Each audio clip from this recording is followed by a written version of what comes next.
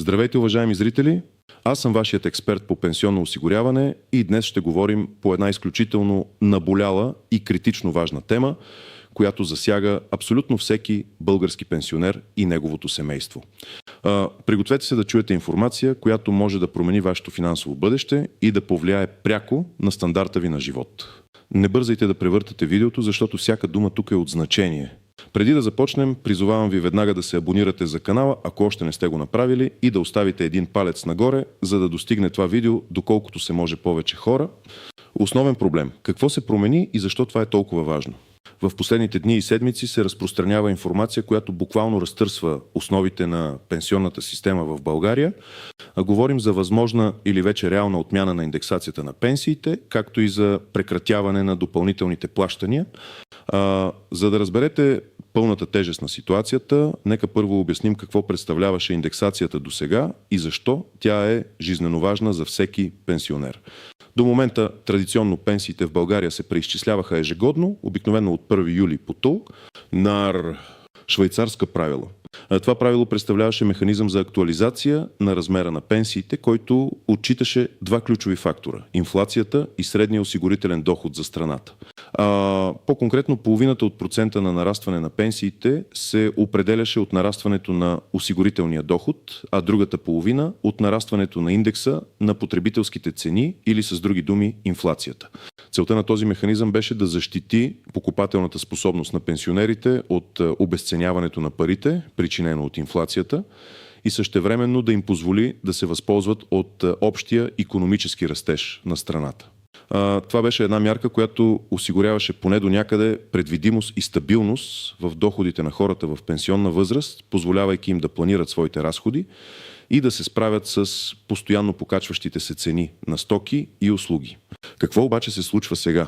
Информацията, която достига до нас, е, че този утвърден механизъм, тази дългогодишна практика или ще бъде спрян изцяло, или ще бъде съществено ограничен. С други думи, годишното увеличение, на което разчитаха милиони хора, вече няма да бъде гарантирано или ще бъде силно редуцирано. Освен това, на практика се говори и за спиране на всякакви допълнителни плащания и бонуси, които често бяха изплащани еднократно или за определен период, например за великденски или коледни празници, или като антикризисни мерки. Представете си какво означава това за един пенсионер, който и без това се бори за оцеляване всеки месец. Отпадането на индексацията означава, че вашата пенсия ще остане същата в номинално изражение, докато цените на хляба, тока, лекарствата, водата и всичко останало продължават да растат неумолимо. Това не е просто застой. Това е реално намаляване на покупателната ви способност и влошаване на качеството ви на живот. Основна част е едно, подробен анализ, какво трябва да знаете, кой да се притеснява и кой не. Нека да разгледаме по-подробно кой ще бъде засегнат най-силно от тези промени и кой може би ще усети по-слабо въздействие. Първо, кой трябва да се притеснява? Абсолютно всеки пенсионер трябва да е притеснен, но особено силно засегнати ще бъдат тези, които разчитат единствено на своята пенсия като основен и единствен източник на доход. Това са хората, които нямат спестявания, допълнителни доходи от труд или подкрепа от роднини. За тях дори минималното годишно увеличение е било глътка въздух в условията на висока инфлация. Нека дадем няколко конкретни примера. Пример 1. Мария Петрова, 72 години, пенсионерка по стаж и възраст. Мария Петрова е пенсионерка от 2008 година. Тя има над 35 години трудов стаж и получава пенсия от 800 лева месечно. В продължение на години тя е наблюдавала как инфлацията постепенно изяжда стойността на нейните пари. Всеки юли обаче нейната пенсия се увеличаваше с процент, който до някъде компенсираше това обезценяване. Например, ако през предходната година инфлацията е била 10% и осигурителният доход е нараснал с 8%, то по швейцарското правило нейната пенсия би се увеличила с около 9%, средно аритметично, което би означавало допълнителни 72 лева месечно.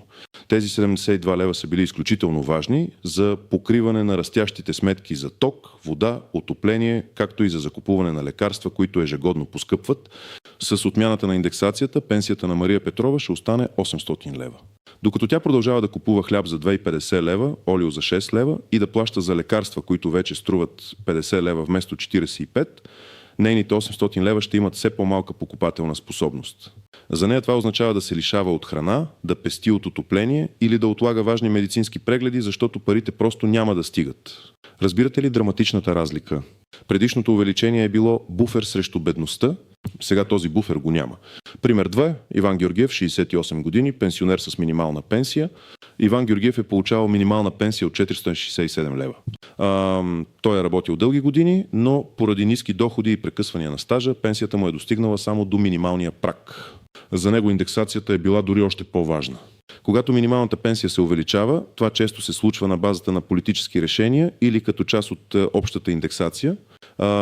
Допълнителните бонуси, които често бяха обвързани с размера на пенсията или бяха давани като фиксирани суми, например 50-100 лева за определен период, бяха буквално спасителен пояс. Тези допълнителни 50 или 100 лева за Иван Георгиев са означавали разликата между това да си купи необходимите лекарства или да остане без тях, да може да си позволи малко по-качествена храна или да разчита само на най-ефтиното. А ако тези бонуси отпаднат, а пенсията му остане фиксирана на 467 лева, това означава още по-голяма мизерия. Той ще бъде изправен пред невъзможността да покрива дори основни нужди, което ще го доведе до изключително тежко положение. Той буквално ще трябва да избира между храна, лекарства и сметки. Пример 3. Елена Тодорова, 65 години, нова пенсионерка. Елена Тодорова е излязла в пенсия едва преди няколко месеца. Нейната пенсия е определена на базата на нейния осигурителен стаж и доход към момента на пенсиониране. Ако индексацията бъде отменена, тя няма да усети веднага загубата от пропуснато увеличение, тъй като то още не е трябвало да се случи за нея.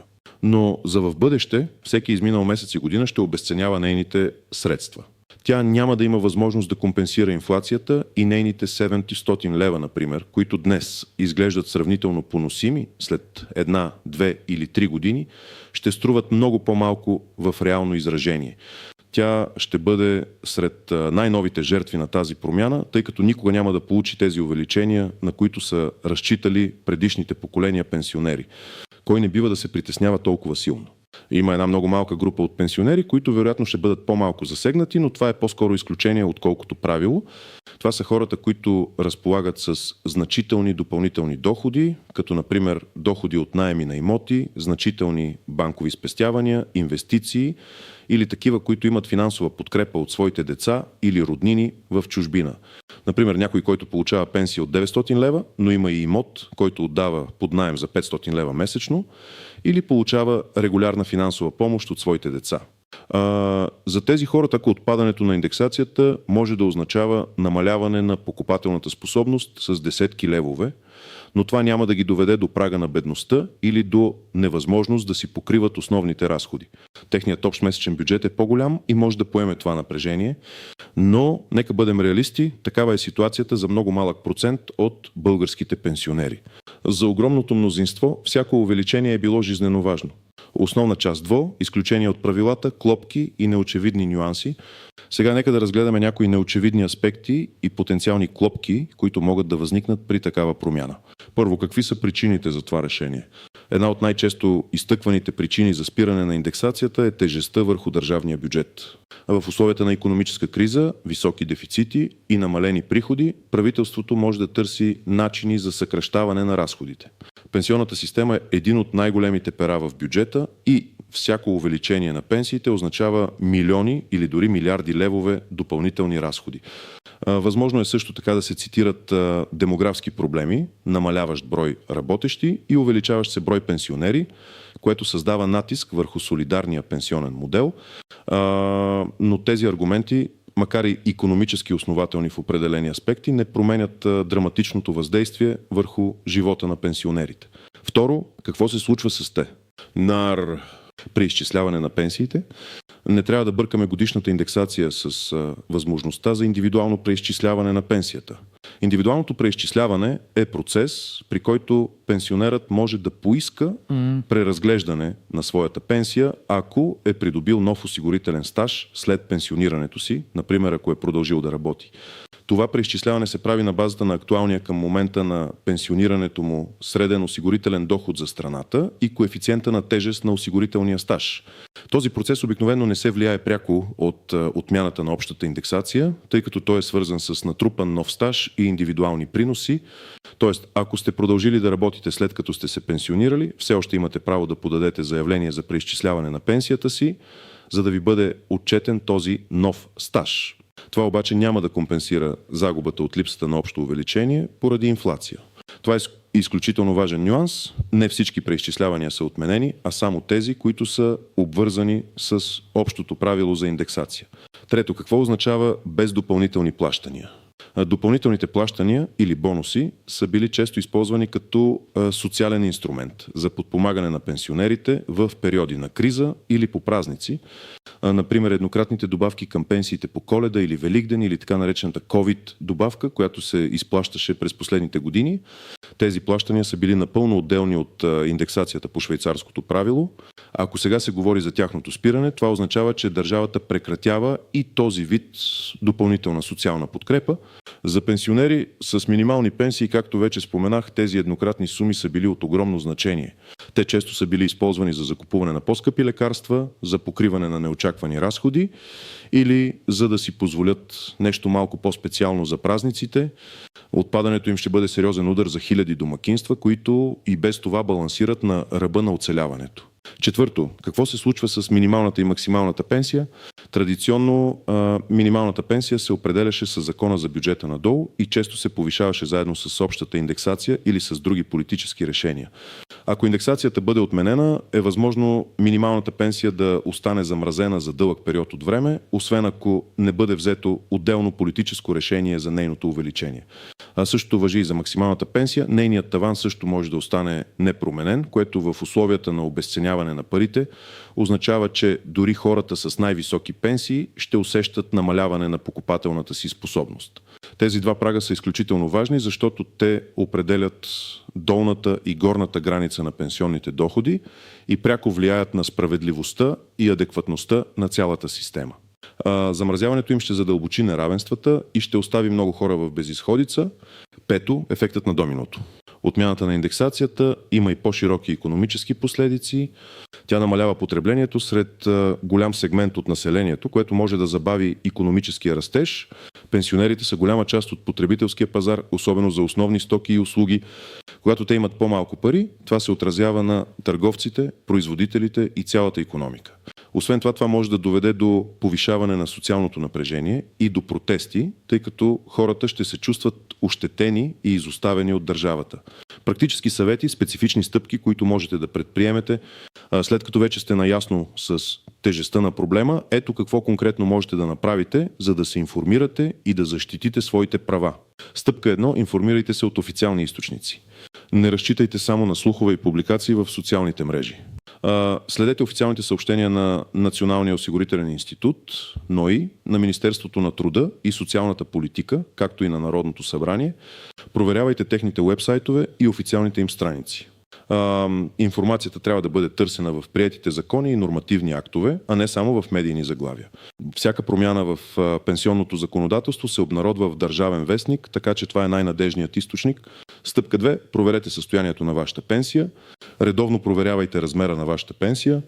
Това можете да направите по няколко начина. Онлайн. Ако имате ПИК-код от НОИ или електронен подпис, можете да влезете в електронната система за справки на НОИ и да видите текущия размер на пенсията си, както и всички начислени и изплатени суми. Б. На място посетете най-близкото териториално поделение на НОИ. Отидете до гише пенсионно осигуряване. Носете личната си карта и попитайте за актуалния размер на вашата пенсия и дали са предвидени някакви увеличения или добавки. Служителите са длъжни да ви предоставят тази информация. Изисквайте писмена справка, ако имате съмнения, чрез почта. Можете да подадете писмено заявление до НОИ с искане за справка за размера на вашата пенсия. Уточнете, че желаете информация за всички начисления и добавки. Стъпка 3. Ако имате право на индивидуално преизчисляване, действайте. Ако сте продължили да работите след пенсионирането си и сте натрупали нов осигурителен стаж, не пропускайте възможността за индивидуално преизчисляване на пенсията.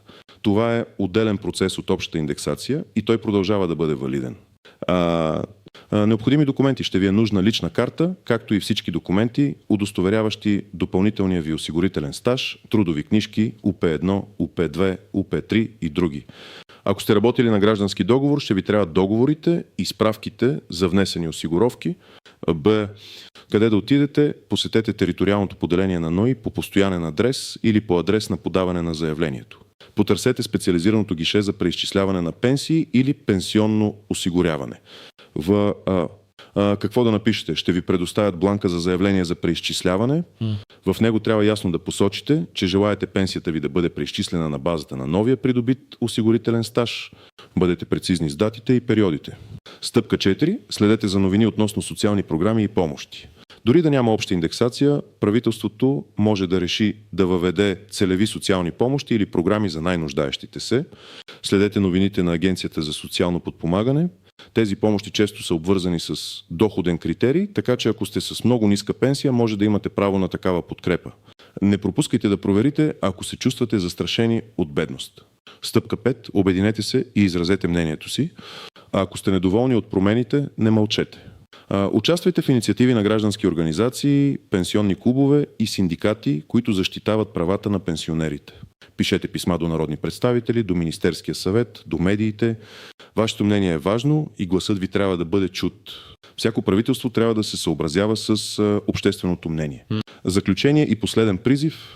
Уважаеми приятели, ситуацията е сериозна и пряко засяга всеки от вас. Отмяната на индексацията и допълнителните плащания е удар по достойнството и финансовата стабилност на милиони български пенсионери. Бъдете информирани, бъдете активни и не се отказвайте да търсите своите права. Вашето бъдеще и благополучие зависят от вашата осведоменост и готовност да действате. Сега е моментът да споделите вашето мнение по темата. Какво мислите за тези промени? Как ще се отразят те на вашия живот? Очаквам вашите коментари под видеото. Вашите истории и преживявания са важни. Не забравяйте да оставите един палец нагоре, ако това видео ви е било полезно, и разбира се, абонирайте се за канала, за да не пропускате никаква важна информация по темата за пенсиите и социалното осигуряване. Благодаря ви за вниманието и до нови срещи. To character count check. This text contains approximately 12 to 100 characters, including spaces, tall, which fits within the requested 10,000-13,000 character range.